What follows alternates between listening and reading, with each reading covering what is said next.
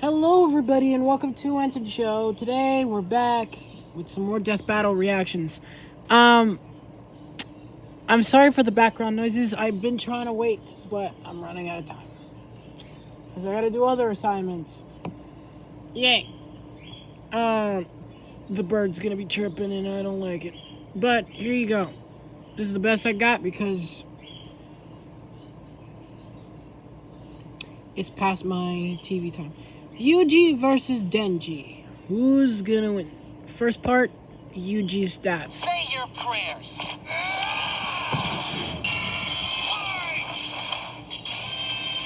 Yuji versus Denji. The vessel of Sukuna versus the Chainsaw Man. He swears and I'm boomstick. And it's our job to analyze their weapons, armor, and skills to find out who would win a death battle. If Yuji Itadori was one thing, he was strong. As his grandfather lay dying, he made Yuji promise to help others and not to die alone. A promise Yuji would keep by joining Jujutsu High. Jujutsu High. Name Yuji Itadori. Age 83 years old. He's taller than me at 5'8". Weighs 76 pounds. Occupation, special grade sorcerer. Former vessel of Ryomen Sukuna. Ryomen? I don't know what that line on top means. Ryoma Sukuna. Likes Meguma Numbara. Jennifer Lawrence. Can you stop doing that? I have to fix my... Great. Well, there's your... If anyone was wondering why he was doing that. Jennifer Lawrence, Yuko, themes and such. Dislikes Sukuna, Mahito, mass murder. School for up-and-coming sorcerers training to rid the world of curses. Essentially monsters manifested by humanity's fears, hatreds, and anxieties. Just one problem for Yuji. Unlike everybody else, he didn't have a magical curse technique. Oh no, he had something way worse. After consuming a cursed finger, like a literal finger, Yuji became possessed by its original owner, the king of curses, Ryomen Sukuna. Oh, it is Ryomen. Oh, come on, ads. At least these guys are quicker. The most powerful sorcerer in history. And Yuji's willpower was the only thing holding Sukuna back from controlling his body, killing everything in sight, and taking over the world. So Yuji got to know his surly new roommate, and perhaps one day he would show him a kinder, gentler path. A classic shonen hero's journey if I've ever heard one. Yuji would track down and nosh on the rest of Sukuna's cursed fingers before they caused any more trouble. Fulfilling his late grandfather's wish to use his strength in service of others, surrounded by friends. Helps that he's getting a first-rate education from the strongest sorcerer alive today, Gojo. Gojo would teach Yuji to harness and manipulate the absolutely absurd amount of cursed energy he inherited from Sukuna. Yay! He inherited it from Sukuna. Cursed energy, physical reinforcements, divergent fist, black flash, reverse cursed technique, binding vows, barrier techniques, new shadow styles, simple domain expansion, blood manipulation, convergence, piercing blood, shrine, cleave, because cleave, okay, dismantle. Cursed energy is basically like evil ki, and Yuji can use it to see invisible curses and enhance his already superhuman strength and martial arts skills he learned from his gramps, making him a monster in close quarters combat. Yuji knows Taido, a Japanese martial art derived from Okinawan karate. It focuses on agility and flexibility with the inclusion of spins, twists, tumbles, drops, rolls, and fleet footwork, which he combines with jujutsu techniques like divergent fist. Yuji strikes an enemy so fast that his cursed energy takes a second to catch up, hitting his opponent twice and messing up their rhythm. By perfecting that timing and applying cursed energy within 1 microsecond of a hit, Yuji can achieve the Black Flash, increasing the power of his hit by a factor of 2.5.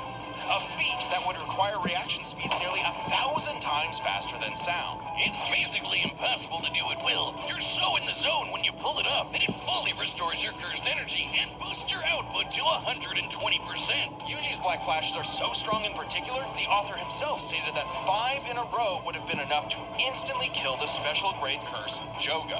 Who did this? And this? And this? How many has Yuji ever done in a row, you ask? 7. And that's not even the nastiest thing about Yuji's punches. Because another soul resides in his body, Yuji learned how to target the soul itself, doing damage to opponents who could normally regenerate from his hits. Yeah, this pink-haired brat was a jujutsu prodigy, perfect for Gojo's dream. You see, it's lonely at the top, and Gojo wanted to train a crop of pupils powerful enough to share the burden of reforming Jujutsu society. Until one fateful battle when Gojo was sealed away, and Sukuna took over Yuji's body. Then proceeded to, well, commit that whole mass murder thing he was always going on about. Yeah, turns out Sukuna is evil. Like, really, totally, completely, irredeemably evil. And it also turns out that every twist and turn in Yuji's life was orchestrated by the body-hopping sorcerer Kenjaku in order to resurrect Sukuna and bring about the curse apocalypse. In Yuji's eyes, something he was completely responsible for. And so, having failed his grandfather, Yuji's outlook shifted. No longer would he fight to protect others, but to kill curses. And after Sukuna hopped bodies into Yuji's best pal Megumi, the King of Curses became numero uno on Yuji's shit list. Yuji's defeated powerful disaster curses like Hanami and Mahito, survived being slammed so hard he cratered the earth, and is comparable to sorcerers like Maki, who tanked getting rammed through entire mountain ranges. Yuji also learned how to use super advanced abilities, like reverse curse technique, to heal himself from crazy damage. Like getting his torso shredded into chili. And in some other sorcerers' cases, even regrowing lost limbs. No, it takes a lot of energy to regenerate blood. So after going on a cursed object feeding frenzy, he learned how to manipulate his own blood to speed up his healing. Or fire it like a blood beam. A poisonous blood beam. All of that combined made Yuji just tough enough to finally take on the King of Curses. Although greatly weakened after his victory against Gojo. Rip.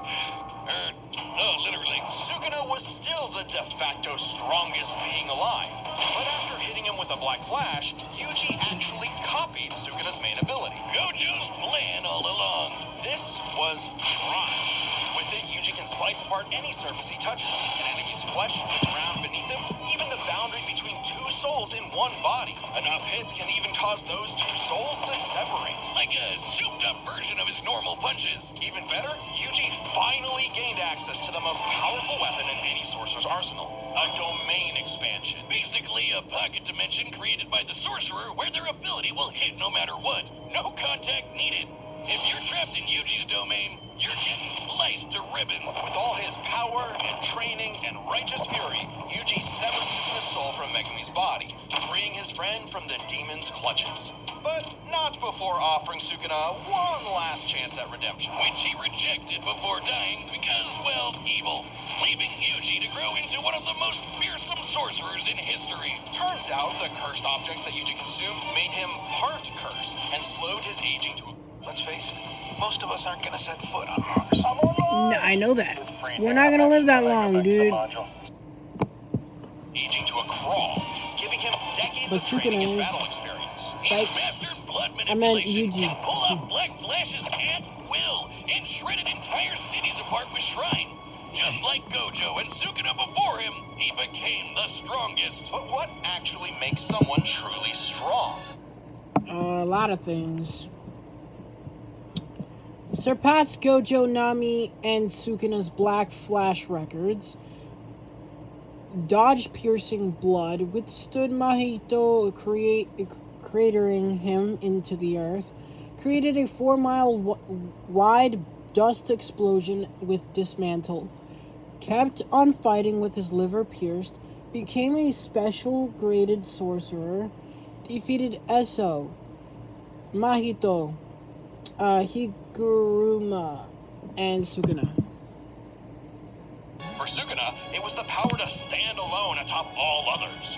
But to Yuji, it was the opposite. The only reason he had survived as long as he had was because of the mercy and sacrifice of his friends. So Yuji brought together friends and allies, new and old, to create a world eventually free from curses entirely, fulfilling not just Gojo's wish, but his grandfather's as well. Because if Yuji Itadori was one thing, he was strong. That's it. I don't know why they keep saying he was strong. What do you mean? Like he lost his strength or something? I don't know. But that was Yuji. He's powerful, fast, all good things. He does. I know what his limit is getting chopped in half, which is not good. Denji has a better healing factor.